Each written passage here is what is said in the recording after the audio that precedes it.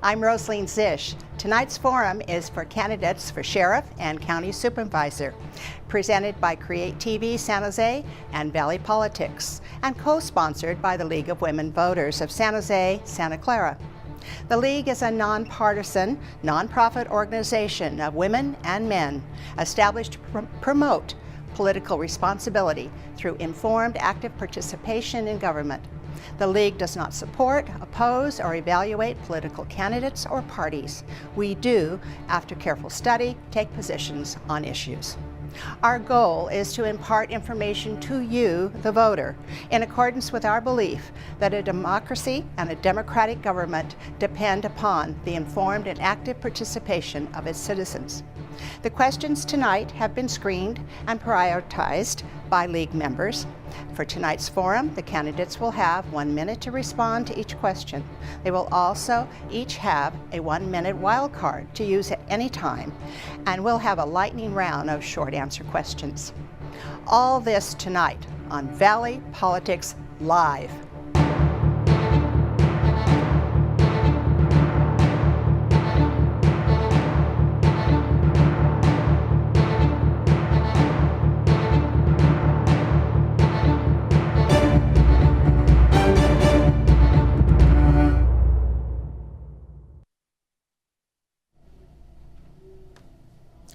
Thank you, Rosaline, and welcome to our audience here in the studio. This is a first for Valley Politics.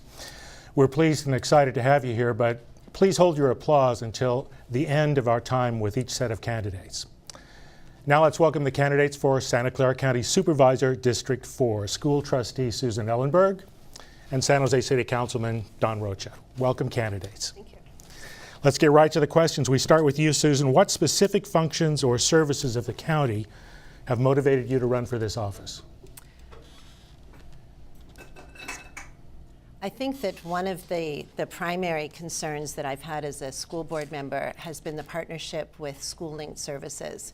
County government is in a position to support our students by providing mental and behavioral health care, access to dental services, well child checkups, as well as a wide variety of learning supplements. And it's what I have seen as a school board member in terms of the number of students we have who are unstably housed, who have inadequate access to nutrition, health care, no early childhood educational opportunities, a whole litany of challenges that we can't address at the school board level. Those are all the levers that are at the county. And I believe that strong partnerships between county government and schools will improve student performance, which will lead to a better prepared workforce. Don, what about you? Well, for me, one of the great opportunities about this position is going to afford me the ability to work on some issues that I've worked on since I've been on the city council. It's been 7, almost 8 years now, and prior to that, 2 years on the school board. But a lot of the issues that I've heard as I've walked in door to door, and I've heard prioritizing for folks around housing affordability and homelessness, traffic growth, which gives me an opportunity to talk about regional planning, and then public safety. It's the work that I've been doing on the city council, so it really affords me to continue the work that I've already done and even expand it on a greater scale at the county. Thank you. We start with you on the next question. County District 4 encompasses much of San Jose, as you well know, including the Rose Garden, Burbank, West San Jose, Willow Glen, Cambrian neighborhoods, plus Campbell and Santa Clara. What are you hearing from the residents when you're out there talking to them? What are their concerns? How are you going to address those concerns? Well, they're pretty typical ones that you would have expected. There are some differences between cities, but I'll go back to those 3 issues that I talked about. And oftentimes for folks, they're really concerned about housing affordability and the homeless issue. And then you can talk about traffic and growth. And in some areas, such as Santa Clara or West San Jose, the traffic and growth issue is a bit more pronounced than it would be in, say, Willow Glen or Cambrian. And then again, lastly, public safety. And oftentimes that issue arises more on the San Jose side. Campbell and Santa Clara seem to be pretty well served on their public safety side, but it's still a priority for them. So that's really what I've been hearing at the doors, and it's, again, as I've mentioned, from my experience on the City Council, it's not a surprise that those issues are important to folks, which I think provides me a really good opportunity to continue the great work I've already done. Susan, what about you? What are you hearing?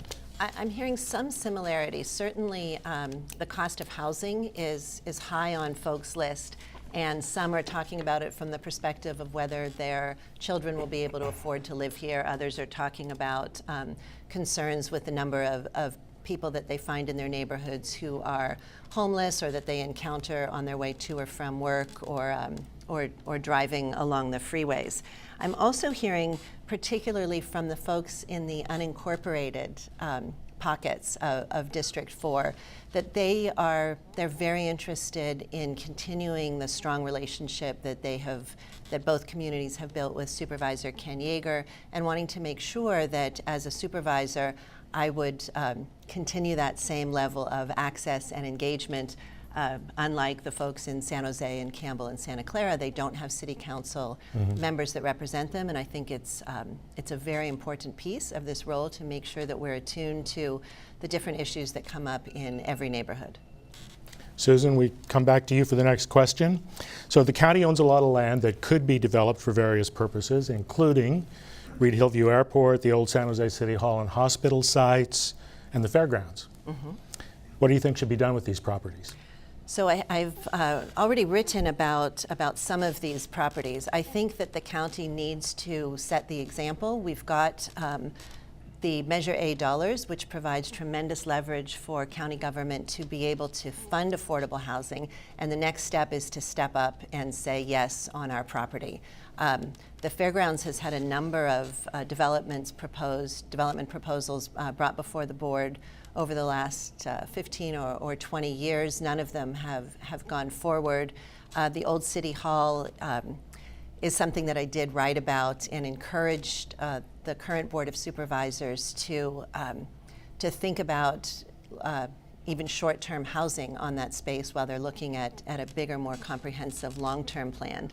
And Reed Hillview Airport, I have heard a tremendous amount about, both from residents in the neighborhood who feel that there would be a much higher use for that property, and airport commissioners and local pilots who are absolutely as passionate that it's a central asset to our community. Don, county property. Well, I don't want to step out and suggest that I know what's best in terms of existing land assets that the county has without going through a process. There's a couple processes. One is identifying which ones may or may not be surplus. There's also the community process, and there are residents that often live around those assets that you talked about, and you have to start there first before any elected official suggested what we should or shouldn't do with it. But we are in a housing crisis, and everybody knows it. So for me, identifying one particular site that you listed, from the hospital to the airport to the fairgrounds, I think the fairgrounds is the most obvious. It's an underutilized piece for sure. But again, I'll go back to what I said earlier. There is a community process, and there are a lot of stakeholders, ones that have current uses on the site, and then also surrounding uses. So we want to make sure we go through a community public process. But I'll go back to the crisis part. We don't have a heck of a lot of time, and the county, with all due respect, has been sitting on this asset for quite some time. So I would like to see us move a lot quicker without trying to disparage the current board. But for me, that would be an urgent item for my priority. Next question is related. The county's land use authority is restricted to unincorporated areas, which is areas not in any city. But cities have the authority to make land use decisions, such as zoning for housing. So what should the county's role be in addressing our regional housing crisis? I'll answer with the question, a regional role. And I've suggested that I think it was back in the 70s, there was a county land use commission of sorts. It was a regional planning body, and they talked more about regional uses such as water treatment plant, et cetera. But I would like to call that back into order, and that would include, as I understand it, a council member from every city and a planning commissioner from every city. And having a conversation at the table about regional planning issues and needs, whether it's job development or housing development. Not having a conversation and not sitting down with folks, I think, is what we see in terms of the problems of everybody working in silos. One city says, you're not doing enough housing. Another city says, you're not doing enough job development, which is pretty rare. And they're just shooting across the bow, and no one's really having a conversation. It's a lot harder to sit down in front of somebody, and when they say, look, we need you to step up on the housing side, will you? And you've got a bunch of your fellow colleagues who are council members from other cities. You've got to go back to your council and share with your mayor and council, they're asking us to step up, and you got to come up back with an answer. Thank you. Susan? Another primary responsibility of the county, which seems often to be in conflict with the goal of adding more housing, is that county government is really a steward of open space as well. And what I would not like to see is our county starting to engage in the business of becoming developers. I think that what our county absolutely does not need is greater urban sprawl, and it should be the development, I believe, should be largely happening within the cities, with the small exceptions of some of the unincorporated pockets that are already in highly urbanized areas. But I would really push back strongly against the county becoming a developer. The focus should be on services and not try to repeat the services that cities are engaging in terms of developing infrastructure and developments and entitlements. Okay, are you ready for your lightning round? Short answers, 1 word, 2 words. Start with Susan. Which current supervisor do you most admire? Oh, we're putting you on the spot. You are. It's a good group. I would say Joseph Midian. Joseph Midian. Don? Ken, Ken Yeager. kill me if I didn't say that. Don, what's your favorite county park? Sanborn. Sanborn. Vasona. Vasona. Susan, Mercury, Metro, or NBC Bay Area? See, these aren't easy questions. Oh, you're right. All of the above. A bit of a news junkie. Don? Can I go none of the above? Yes. Don, 49ers or Earthquakes? They both play in your district. Earthquakes. 49ers. Susan, do you support or oppose Proposition 6, the repeal of the increase in the state gas tax? I am not in support of repealing the gas tax. Right. Oppose. Oppose. And Don, do you support or oppose Measure A? That's the extension of the county's 1/8 cent sales tax. I support it. I Susan. support that as well. Susan, should the county buy O'Connor Hospital? Yes. Yes. Don, this is a really hard one. San Jose State University or Santa Clara University? Oh, jeez. I'll just go with San Jose State. Good answer. Yeah. Susan? I'm going to call out our public university as well. Okay. Susan, supervisors all serve on multiple regional agencies. Which would be your preference? I'm particularly interested in serving on the LAFCO board. I've been talking about that in forums really since the very beginning. The Local Agency Formation Commission, I think, in connection with my earlier comments about open space stewardship, LAFCO is really, I think, the last great defender locally of the open space. Oh, wait a minute. This is short answers. Oh, it is? You slipped that by me. Don, you get a little bit longer I'm answer. okay. Does I apologize. I thought I'm we were sorry. done with the lightning No, I'm round. sorry. That was good. Does the VTA qualify, or are you talking more? Yeah, about VTA qualifies. Valley Transit. Yes, transportation is one of my strong interests. Okay. Okay, Don, we're back to you with the 1-minute answers. So Santa Clara County has joined or led lawsuits against President Trump's attempt to terminate the DACA program, to override local protections of LGBTQ people, to cut funding for sanctuary counties, and repeal net neutrality. Do you support this resistance? Should the county do more? I support it 100%, and my hat's off to the current board for their leadership on these issues. You know, there's a lot of individuals who, especially the ones that you mentioned, that may not have representation either in elected office or in terms of voter representation. And for the board to step up and stand up to the national, to the White House on these issues, I am in full support, and I wouldn't suggest they do anything other than what they've been doing. They've been an excellent job. Susan? I also support the lawsuits, but with perhaps a bit more caution. I want to make sure that that in our zeal to counter the Trump administration, which very oftentimes is an admirable goal, that we don't take our eye off of the residents that are in our county and the services that we are obligated to be providing here. And the funding that we need to spend here, I'm very concerned about dollars that are spent externally outside of the county that don't directly impact our residents. Okay, Susan, the sheriff is an independently elected countywide officer, but the Board of Supervisors votes on the sheriff's budget and on other policy matters. How involved do you think the board should be in managing the sheriff's office? I think that incidents over the last couple of years demonstrate that we need more independent oversight in the sheriff's office, particularly with regard to oversight of corrections and what's happening in the jail. I'm not as concerned about overseeing the budget as I am about protecting people's human rights and dignity, and particularly concerned about people who enter the jail with mental or behavioral health illnesses and perhaps are not having all of their needs met. Don? Well, I think it should be very involved, but I also think it should be a partnership. I think any policy decisions that have to do with the sheriff's department or the jails really need to involve a conversation with our sheriff. Everybody needs to be at the table, and I don't know enough about whether or not those conversations had happened or not happened previously, which may have led to some of the incidents that we are concerned about.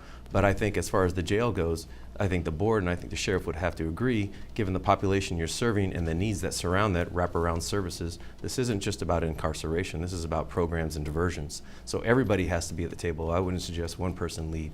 Everybody should be a partner. Okay, Don, this is for you. Do you support the county's current policy of limited cooperation with the federal government regarding undocumented immigrants?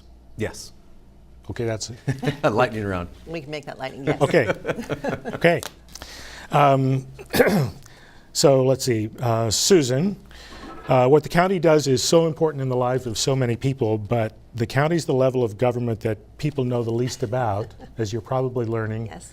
on the doorsteps, and seem to take the least interest in. Do you have any ideas about what we could do about that? Absolutely, I do. And I'll tell you that you're right, that at the doors very often people don't know what county supervisors do, what I'm running to supervise. But mention the words $7 billion budget and you have people's attention immediately. So it's not hard to make county work very tangible very quickly, talking both about the scope of the budget and very tangible things that people can relate to: public health, public safety, human services for vulnerable communities. I think part of our job as supervisors should be to be very publicly engaged and to encourage more involvement with community members, and particularly I would like to see some partnerships with schools and students to learn more about what government does at every level, but particularly county government, because it does impact our residents so directly. Don? I'll use the city that I reside in as an example in terms of potential partnerships. And I think it goes back to that word as to how we can have more engagement or involvement or more awareness of our residents on the county services. When I do go to door, and as Susan mentioned, I often get that question of what does the county actually do? And it's a difficult question to answer in a very short time, because often these services are not ones that a typical middle-class suburbanite would use. Mm-hmm. So for me, it's about greater partnerships between the city and the county, whatever the issue may be. And the ones that I listed, I'll go back and repeat myself on public safety, regional planning, and then the housing issue. You know, really, there are opportunities for the city and county to work together, and for whatever reasons, political reasons, I think we don't need to get into, the county and the city of San Jose hasn't often worked together in a partnership role. I'd like to be the one that bridges that gap and have us talk more often, work more often together. Okay, thank you. So the next one's for you. And it's about the services. The county provides many critical services. In your perspective, what works well? Where are there problems or issues you'd address as a county supervisor? That's a tough question. Where does it work well? I think the county park system's fantastic. Yes. I'd say our health, Valley Med and the health services that we provide to this county is a crown jewel. They are a leader statewide in terms of the services they provide. Where can we do better is a very difficult question, and I'm going to go back to, again, repeat myself on the partnership opportunity and working more with our local cities on those regional issues from housing to transportation. I think that's probably where the gap is that I'd like to improve. Okay, Susan, what do you think the county does well and what can it do better? I think what the county is doing particularly well right now is addressing homelessness. I think that the Office of Supportive Housing and Destination Home have done a fantastic job in bringing together a tremendous number of organizations and interests around the urgency of providing housing to our most vulnerable residents. There are already 10 projects that are underway that will be able to serve residents that need permanent supportive housing by early 2019. And I see a tremendous amount of energy, skill, and expertise really moving that forward. A department where I think we need a tremendous amount of work is in the foster care system. The outcomes for kids who exit the foster care system are exceptionally poor. And I think that there is a lot of work that needs to be done there to look at how we're providing services, what partners are involved, and what radical changes may need to be made, particularly in light of changing current state laws. Thank you. So Susan, again, what will you do on your first day as county supervisor? Probably learn my way around. Move in and start scheduling lots of meetings, because as much as I've been working hard up to election day, there will be a tremendous amount of work to become immediately familiar with what is on the next agenda and who all of the players are and who's around that will help and teach and support me. Don, day one. For me, I look back at my experience on the city council, and one of the ones I found most valuable is when the city manager pulled together every department head in a conference room, and they introduced themselves. One, that was good to get familiar with individuals who were actually doing the work, and they talked about their scope of work. That, for me, would be what I'd be asking of our county exec, is the opportunity to meet with each department head. I'm going to go even a step below that and talk about the employee groups. These are the frontline staff that do the work, and oftentimes the department head may not share all the issues that may exist within their particular department, good or bad, that the frontline folks are well aware of. So I'd like to do those two things, not my first day, but hopefully my first week. Okay, my advice to both of you is hire great staff, but you'll probably do that before day First one. day, I hope. Yeah, so they're right there with you. So Don, last question. Besides focusing on issues for your constituents, you'll be making decisions affecting the county as a whole. What do you think are the most important challenges facing Santa Clara County, and how do you propose to address those challenges? I think the housing issue is the first and foremost. And what's really, again, I'll go back to the progressive board we've had and the great accomplishments they've made. Measure A and getting that across the goal line. It's almost $1 billion. $1 billion that residents agreed to tax themselves for to provide housing for folks other than themselves. It's unheard of. So for me, that is the number one priority for a board member in terms of ensuring that those dollars and those tax dollars are spent effectively and efficiently, but also in the right place. I want to be at the table on that particular issue. And then the homeless, to me, they go hand in hand. It's I think a significant amount of the population on the homeless side is a result of the housing affordability issue here. So hopefully helping those two issues from different angles will make a dent in this tragic housing crisis we have here. Susan? Of my top three priorities, the first one is absolutely addressing the root causes of chronic homelessness. And I think that entails really at least a four-pronged approach, focusing on making sure that permanent supportive housing is coming online quickly, and that both the permanent and the supportive piece are met. We need to have income streams to keep these new developments operational, and we need to have on-site services to meet the needs of vulnerable community members. We also need to be looking more closely at mental and behavioral health services. Our needs being met of our folks who are experiencing homeless. How do we expand and better target the services? The third prong is looking at what is happening when people are coming out of our criminal justice system. Do people have access to opportunities to work, to places to live, essentially options other than recidivism? And the fourth place, going back to foster care system, that's a real touch point for likely homelessness as well, kids that are transitioning out of the foster care system. Looking at all four of those in connection with homelessness, I think, is crucial. Okay, thank you. So we're almost out of time. You haven't played your wild card, so Don, would you like to play your wild card for a 1-minute closing? I'll just thank you and the folks here, and also the live audience that's been very quiet and polite for including me in this. I'm very excited about this opportunity to be a Board of Supervisor. The work and the scope that they do and the folks that they help are really the ones that need it most. And I can't imagine anything better for me continuing my path of public service than serving those communities that are most in need. So I want to thank you for having me here tonight, and I want to thank Susan for your participation as well. Susan? Thank you. I will return the graciousness to both of you and to our audience. Thank you so much. And I would also like to add that the work that I've been engaged in as a school board member, as a community advocate, as part of the Children's Vision Council, and as a commissioner on the County Commission for the Status of Women has been very directly targeted on our community's most vulnerable members. For me, moving to the Board of Supervisors allows me to continue to work on behalf of the same population with a larger platform, frankly, and more tools to be able to do more good. I've talked about my interest in addressing the root causes of chronic homelessness. Mental and behavioral health care as a more comprehensive system is an area that I'm really looking forward to working in, as well as early childhood, high quality care, and education.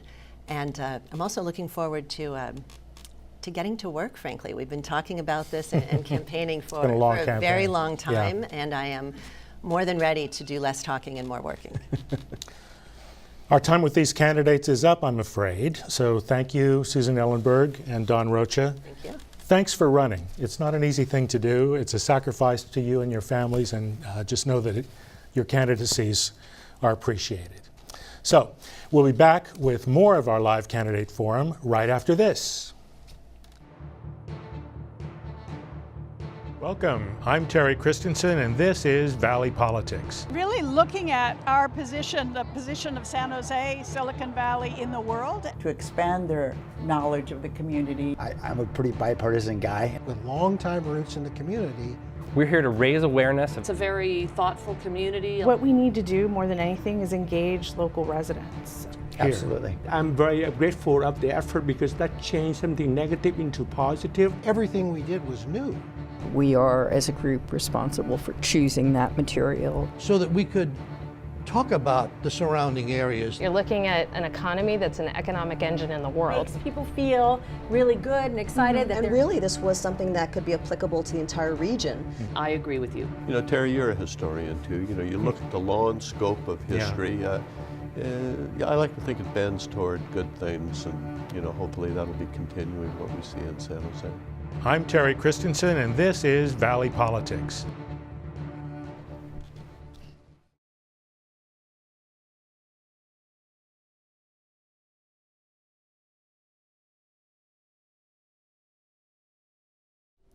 Welcome back. I'm Terry Christensen, and this is Valley Politics Live. Joining us now are the candidates for Santa Clara County Sheriff, Laurie Smith and John Hirokawa. Welcome, both candidates. As a reminder, you'll have 1 minute to respond to each question, and you'll also have 1 minute wild card to use at any time. Before we start, just for background, the sheriff provides public safety services to portions of the county that are not part of any city and, by contract, in some smaller cities. The sheriff's also responsible for the county jail with an inmate population of around 3,600, and the office employs 2,000 people plus and has a budget of over $400 million. We begin our questioning with Sheriff Laurie Smith.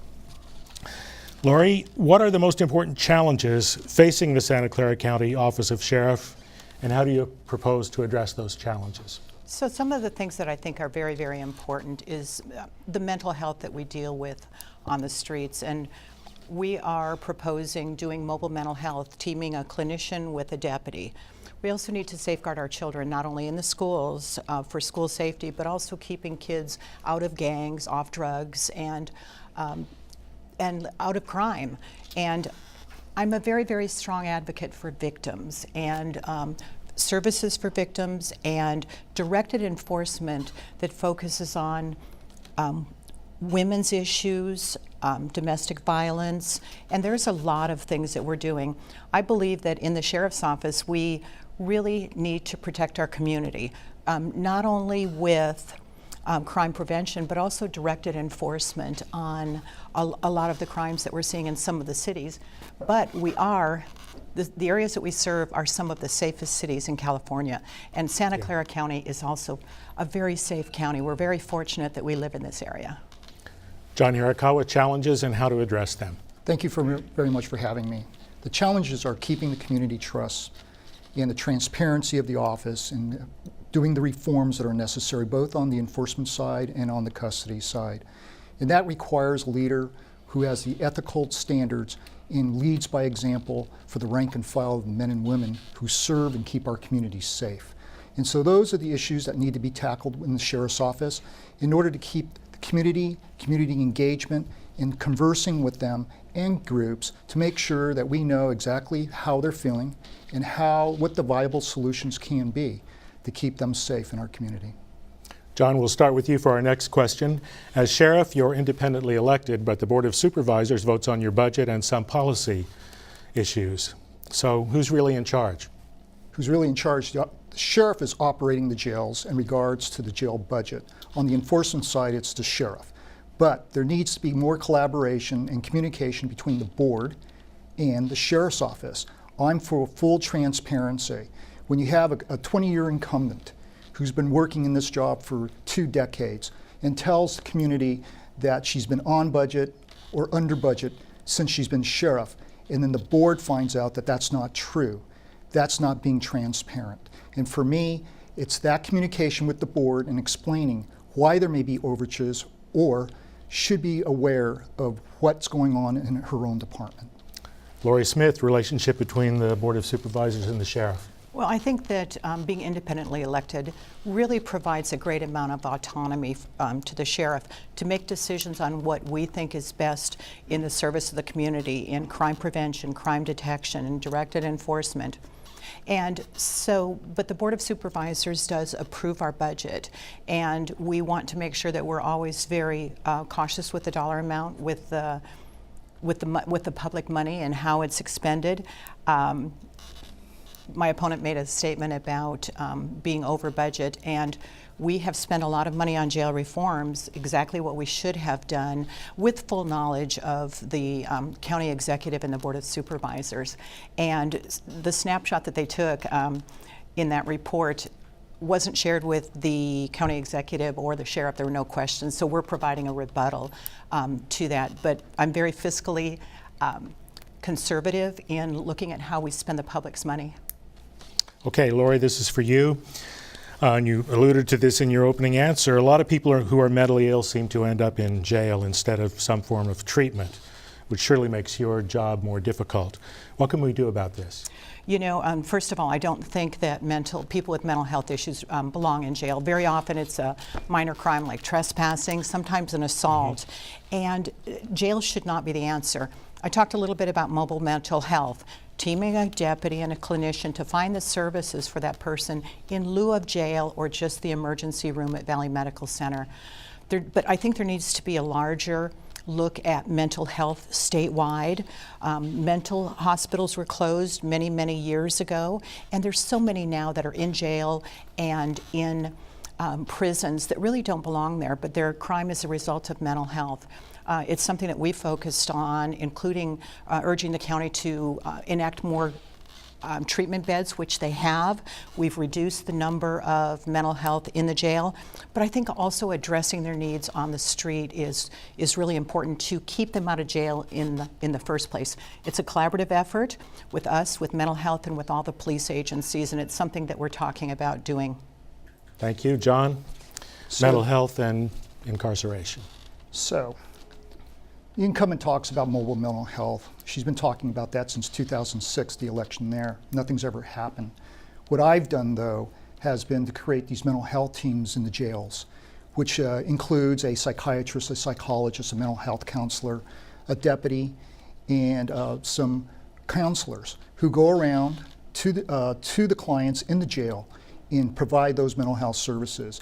The other thing that I did before I left was apply for a grant for wraparound service. So as mentally ill are released from the jail, there's some wraparound services to follow them. But the fact of the matter is, whether they're homeless, mentally ill, drug addictions, jail's not the answer. Cells are not the answer. There needs to be reforms in regards to the treatment of these people. They're not criminals. They have issues, and mental health issues, addiction, and they're homeless. So why are we treating it like a crime? We need to decriminalize these types of situations, and that's what John Hirokawa is about in regards to reforms. Okay, thank you, John. Next question for you. Should the issue of racist and homophobic texts exchanged by sheriff's deputies in 2015 have been handled differently?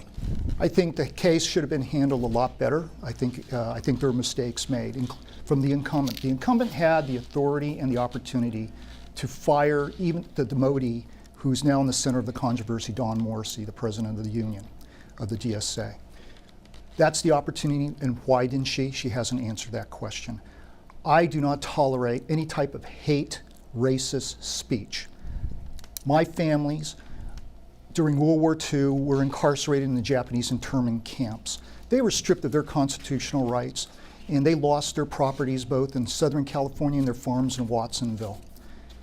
They had to rebuild their lives. I do not tolerate that. As sheriff, I will not tolerate that. I'll make sure the policies and the procedures are followed, or they have to be reinforced. It's very naive for the incumbent to believe that it stopped there, that there are not other issues with other deputies in the jails or out in street patrol. Those issues need to be addressed, and you need a strong sheriff leading by example to do that. Laurie Smith. Yes, it should have been handled differently. I came out originally saying that everybody involved in those horrible, horrible texts should be fired. I recused myself entirely from the investigation on the advice of counsel and Mr. Hirokawa, because the union presidents were raising issues of retaliation and animus, and they actually had filed a lawsuit against me. My mistake was trusting that my opponent would do the right thing. Let me read from the arbitrator's decision. Further, the record of evidence shows that the sheriff had no direct involvement in the disciplinary process resulting in the demotion. All the statements attributed to others regarding the sheriff purported dislike of grievance are unsubstantiated hearsay and therefore insufficient evidence to prove retaliation. He, on the other hand, testified that he thought the punishment was too severe, and that's on the record. Are you ready for the lightning round? Sure. Yes. These are tough questions. Okay. And you can answer them with 1 or 2 words, so be brief. Uh-oh. Laurie, we start with you. Do you support or oppose an independent monitor for the sheriff's office and jail operations? Yes, I suggested it. John? Yes. John, do you favor or oppose Measure A, the extension of the county's 1/8 cent sales tax? I in support. Support and sign the ballot argument. Okay. Laurie, earthquakes, sharks, or 49ers? Oh. Told you they were tough. Sharks. 49ers. John, do you favor or oppose the use of tasers in the jail? Yes. You favor? No, do not favor. You do not favor. You oppose? Oppose. Okay. I favor for safety. You favor use of tasers? Yes. Laurie, would you rather be sheriff of Mayberry or Tombstone? Oh, Tombstone. Old West. Tough. Mayberry, you don't have to carry guns. John, do you support the recent reforms of the bail system statewide? Yes. Yes. Yes. Laurie, you're a cop, so what's your favorite donut shop? Oh, Manly's. Well, I'm preferring 85 degrees right now. Okay, John, we're back to the regular questions, so you can give whole 1-minute answers now again.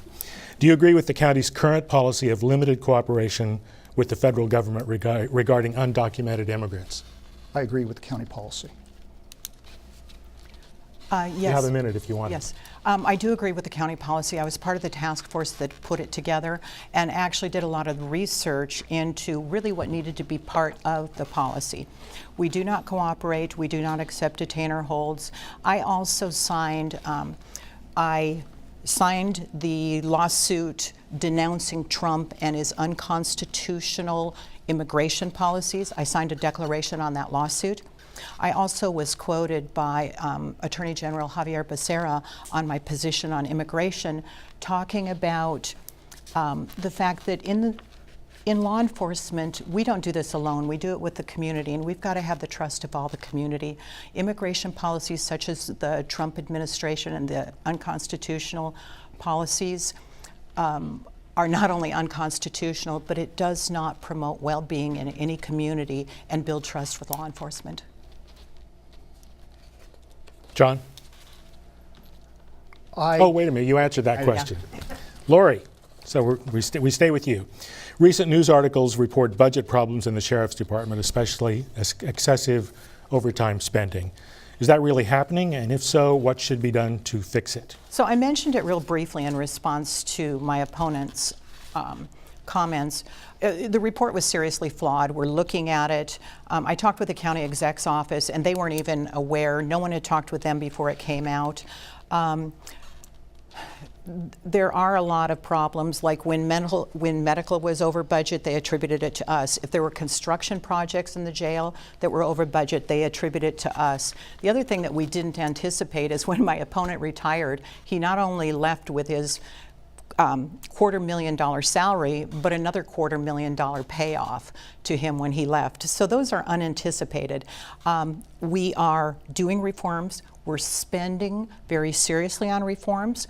We believe in it, the county believes in it, and they really support what we're doing. And then we'll do a staffing analysis to determine the appropriate level once we institute all of the reforms. John. Fact of the matter is the county has spent, since the death of Michael Tyree, $350 million in the past 2.5 years. And I was watching the Sheriff's Office budget for the last 2 fiscal years, 2017 and 2018. And in those reports, in those fiscal year reports, they were, the Sheriff's offices went into tune and a deficit of tens of millions of dollars, total of 27.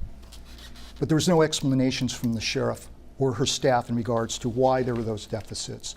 She's now trying to use the excuse that it's jail reforms, but the fact of the matter is she's in operational control. This is mismanagement on her part and her staff's part in regards to monitoring the overtime. You have to monitor it month by month, if not by pay period, to determine if you're going over or not. And those things weren't happening within that sheriff's office. Those over expenditures is just plainly mismanagement, and then there was no explanation over the last 2 fiscal years why. So now it's about jail reforms, but plenty of money's been spent on jail reforms. John, start with you on this one. The public is concerned about violence in the jails and prisons.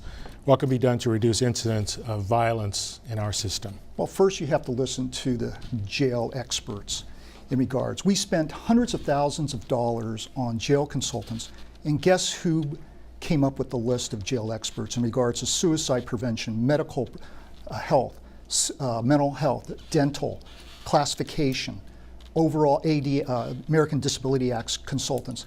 That came from the concept papers from John Hirokawa before he retired, and those people were hired.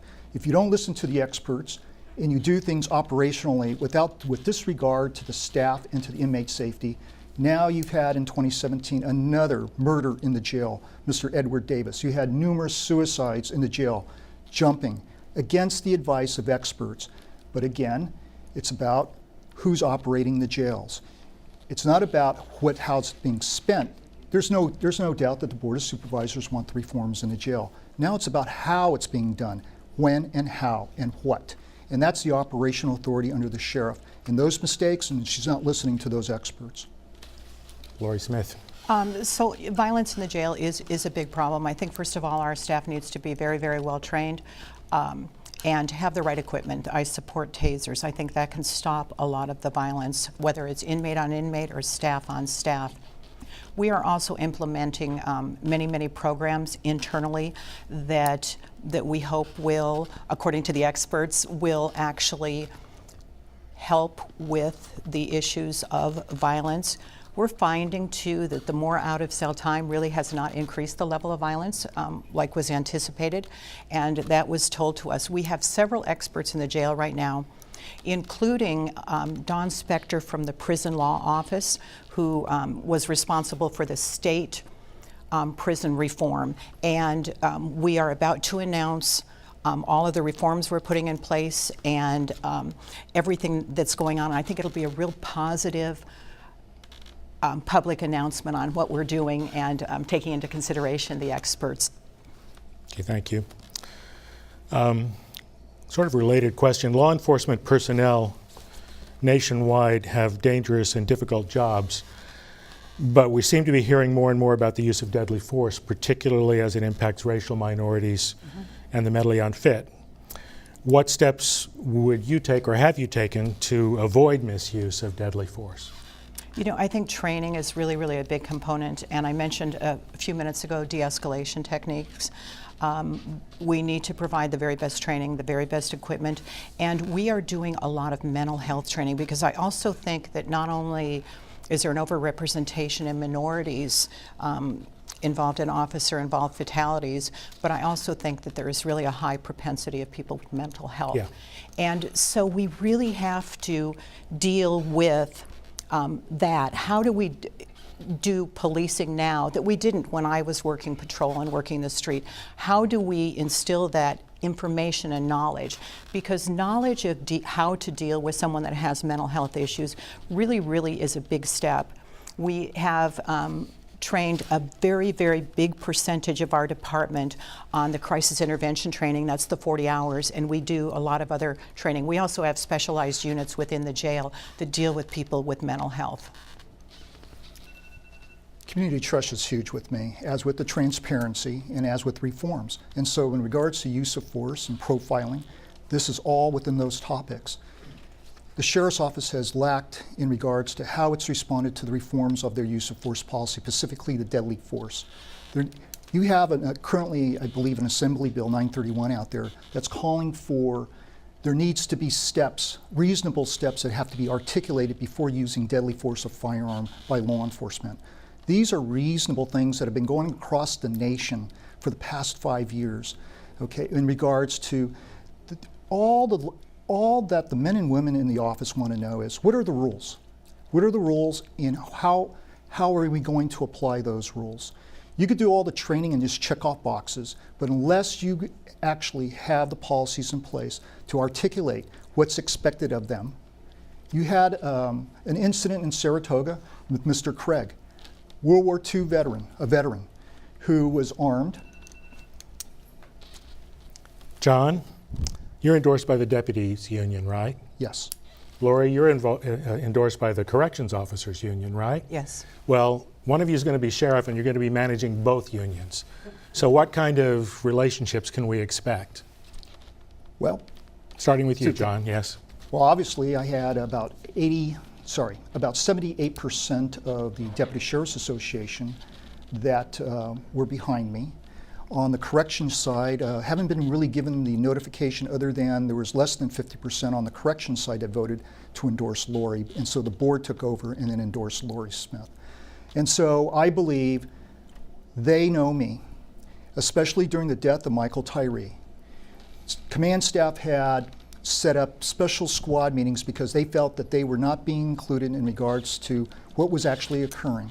And so myself and Laurie Smith were supposed to appear before them and explain to them what's going on and what the expectations were. After the first squad meeting, about the first one of 8, she left.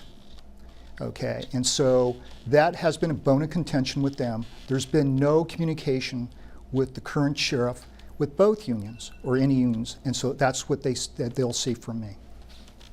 Laurie, relations with your staff unions? So I not only have the endorsement of the correctional deputies union, but I also have service employee union supporting me. I have the county managers union supporting me and the Central Labor Council supporting me. I have great relationships with unions. The deputy sheriff's union, at the time he received the endorsement, was headed by the person that he's alluded to, the person who talked him into running for sheriff, Morrissey. He was the president of the union. Big step when he actually resigned from the union over this texting scandal. I think that the new leadership that comes in, and there will be an election in November. I think that the DSA will then be, the deputies union will then be led by quality people who do the right thing, that are not racist, homophobic, and misogynistic. That's a big hurt. I have fought with and held people accountable within the sheriff's office, and those that do not. Laurie? Yes. This is the last question. Okay. Because we're almost out of time. If you're elected, what's your top goal for the next 4 years? You know, my top goal is continuing to do the good work we do. It's jail reforms and really seeing if there's better ways to provide service and quality service to the people, both in the jail and in enforcement. Just really providing quality service, cost-effective service, and service that is appreciated by the communities we serve.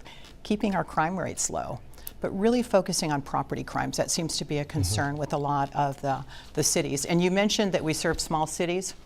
Cupertino, Saratoga, and Los Altos Hills, 3 of the safest cities, they contract with the Sheriff's Office for service because we provide quality service, very cost-effective service, and they're some of the safest cities, and they're not necessarily small cities. So we're real proud to have the relationships that we have with our cities, with our court administration, and the other contracts that we have.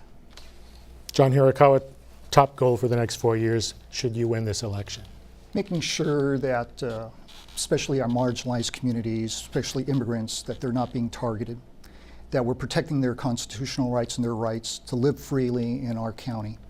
And that's my main concern for all residents in this county.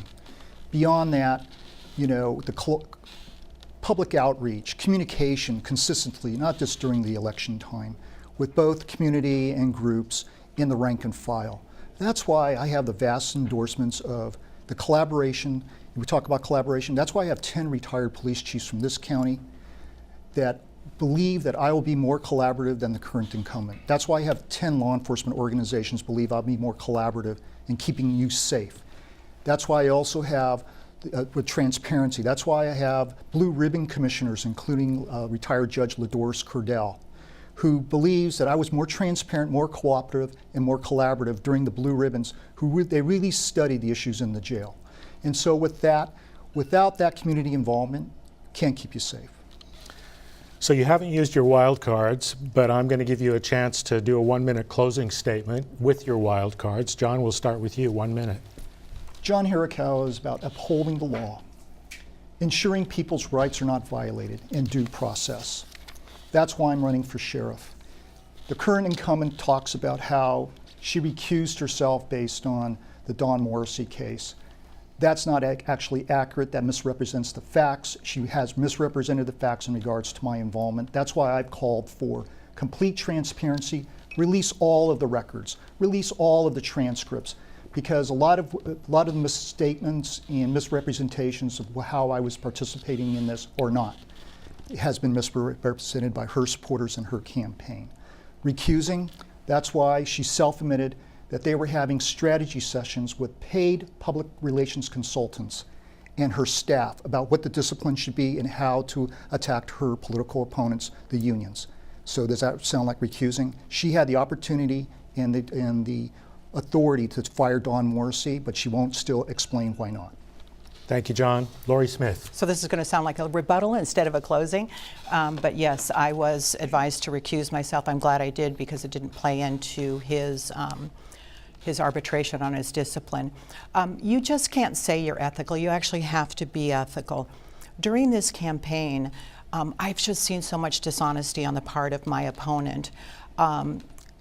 If you read any of the newspaper accounts, you'll see we have the transcripts. The transcripts have been released. I think that the most comprehensive articles have been written by the Metro, and it really, really shows that the level of dishonesty, deceit, and when he wasn't telling a lie, and I'm going to just say it that directly, he either changed his story, blamed others, or made excuses.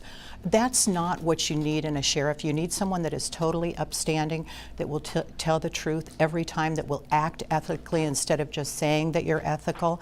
And I would not elect anyone to any political office that wasn't honest, particularly sheriff. Thank you, Laurie Smith and John Hirokawa. We're out of time. Audience, you may now applaud.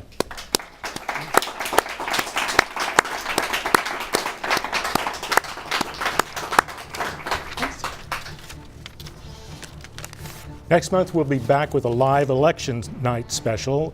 Meanwhile, you can catch up on our previous shows on our website, creatvsj.org, on YouTube by searching for CreaTV San Jose. And you can let us know what you think about our show and suggest future topics or guests by email at valleypolitics@creatvsj.org, on Twitter at @valley_politics, and by following us on Facebook. And now that's all, folks. Thank you for watching and participating in Valley Politics tonight. See you next time. Oh, don't forget to vote on or before November 6th.